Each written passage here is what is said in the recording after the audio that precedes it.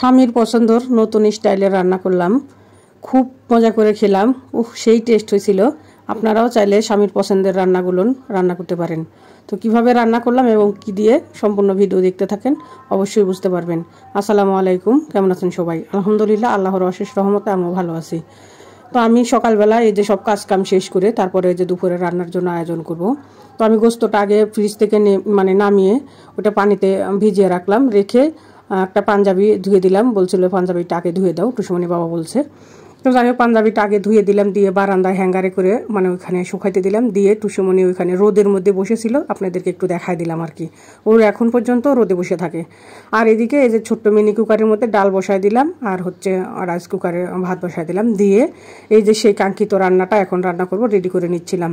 মুরগির গোস্ত আলু পটল দিয়ে পাতলা ঝোল।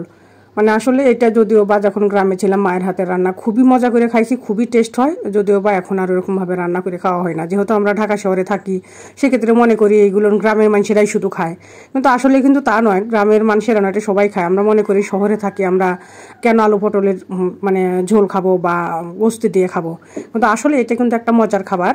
আর আমি এখন এই যে ডালটা ফোড়ন দিয়ে নিলাম, পেঁয়াজ রসুন আর তেজপাতা আর ডালের মশলা দিয়ে ফোড়ন দিয়ে নিলাম। নিয়ে আর ডালটাও কিন্তু হেভি মজা হয়েছিল। বুঝলাম না, আজকে দুইটা রান্না করছি, দুইটা রান্নাই খুবই মজা হয়েছে, খুবই টেস্ট করে খাইছি। এরকম যদি মজা প্রতিনিয়ত হতো রান্নাটা, তাহলে আরও স্বাস্থ্যটা বেশি বেড়ে যেত খেতে খেতে। তো যাই হোক, আল্লাহ বাঁচাইছে, প্রতিনিয়ত বা এরকম হয় না, জন্য একটু কম বেশি করে খাওয়া হয়ে যায়। তাও আর কি একটু নিয়ন্ত্রণের মধ্যে আসি।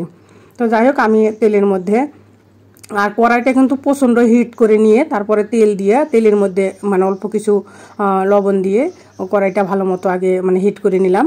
তো এটা আমার মায়ের কাছে থেকে শিখা। আমার মা এক কড়ার মধ্যে সব কিছু রান্না করতো, কিন্তু কোনো লেগে ধরতো না।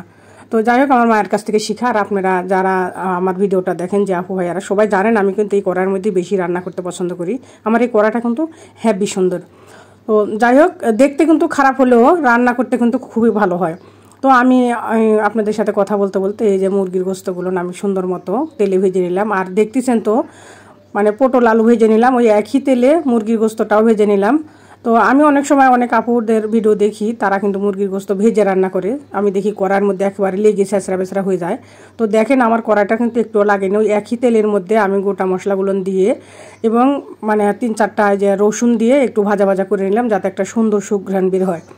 তো যাই হোক, আমি দিয়ে পেঁয়াজ দিলাম একেবারে এক মুঠো ভরে, দিয়ে একটু ভাজা ভাজা করে নিলাম। নিয়ে নুন আর আদা বাটা দিয়ে দিলাম। আদা জিরে এবং রসুন একসাথে মিক্স করে আমি বেটে রাখি।